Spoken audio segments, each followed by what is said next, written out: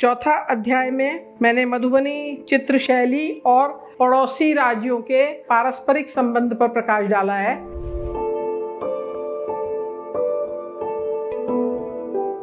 उसमें नेपाल, उड़ीसा और बंगाल मिथिलांचल के पड़ोसी राज्य हैं।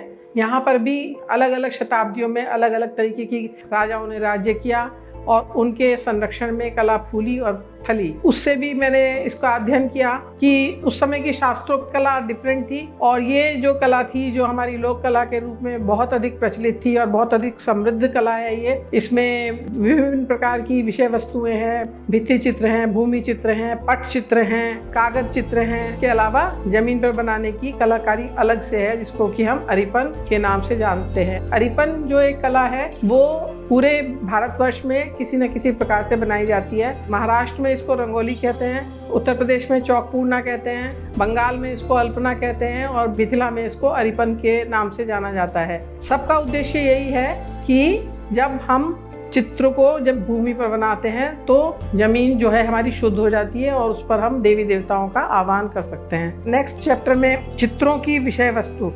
चित्रों की विषय वस्तु में धार्मिक, तांत्रिक, सामाजिक और व्यक्तिगत 4 श्रेणी है। धार्मिक में हमारे गीत गोविंद, रामायण, महाभारत, कृष्ण संबंधित ये चित्र बनाए जाते हैं। तांत्रिक जो विषय वस्तु है वो काफी इंटरेस्टिंग है, थोड़ा भयभीत करने वाली है। तांत्रिक चित्रों को मुख्य रूप से विष्णु के 10 अवतार, शक्ति के 10 अवतार बनाते हैं और उनको मूर्त रूप में भी बनाते हैं और उनके साथ साथ यंत्र रूप में भी बनाते हैं। एक चित्र है मेरे पास, उसमें आप देख सकते हैं कि किस तरीके से मूर्ति की पूजा कर सकते हैं और उसी के अनुसार शास्त्रोक्त यंत्रों की पूजा कर सकते हैं। तो यंत्र में मानते हैं कि ये जो पूरा सृष्टि है ये 5 तत्वों से बनी है, क्षितिज, जल, पावक, गगन, समीरा। और इन 5 तत्वों से 5 आकारों की उत्पत्ति हुई है, ज्योमेट्रिक 5 आकार। जैसे वायु गोल गोल घूमती है उससे हमको गोल मिल गया, चौकोर पृथ्वी हमको नजर आती है और अग्नि ऊपर को उठती है तो अग्नि के लिए ऊपर मुंह वाला त्रिकोण हो गया और जल नीचे की तरफ बहता है तो जल के लिए नीचे मुंह वाला त्रिकोण हो गया। इस तरीके से ये 4-5 जो ज्योमेट्रिक आकृति हैं इसी से ही ये लोग यंत्र बनाते हैं। सामाजिक विषय वस्तु।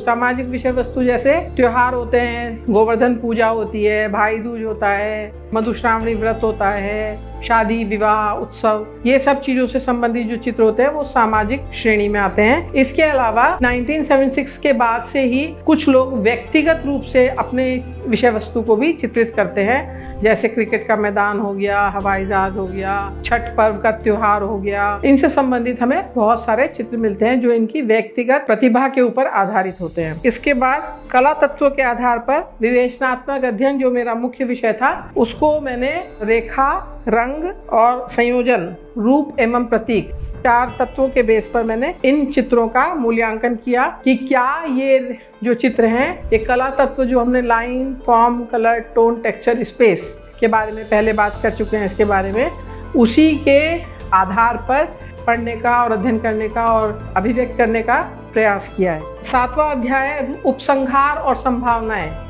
उपसंहार में हमने पूरा थीसिस का जो पूरा अध्ययन किया, शोध किया, उसके आधार पर उपसंहार किया। इसका मतलब सारांश निकाला कि ये कला आज के वातावरण में कहाँ पर है, कहाँ पर इसको हम इसका मूल्यांकन कर सकते हैं और इसकी अपार संभावनाएं हैं दिखाई दी मुझे कि ये हम इन चित्रों को किसी भी प्रकार से आज की आधुनिक कला के समकक्ष नहीं तो बहुत अधिक हम इसको निम्न स्तर पर नहीं मान सकते, क्योंकि इसमें सबसे बड़ी विशेषता है कि कलाकार के मुख्य भाव को दर्शक तक पहुंचाना, वो इन कला चित्रों में पाई जाती है। नंबर 2, ये चित्र आकर्षक है जो कि एक चित्र का बहुत विशिष्ट गुण है, दर्शक को सम्मोहित करती हैं। इसके द्वारा हमारी संस्कृति के जितने भी पक्ष हैं वो उजागर होते हैं, हमारे भारतीय संस्कृति को ये अपने में बांध के रखती हैं और इन चित्रों के द्वारा जो भावी संतति है, जो हमारी भावी पीढ़ी है, वो बहुत कुछ अपने धर्म के बारे में, अपनी संस्कृति के बारे में सीख सकते हैं।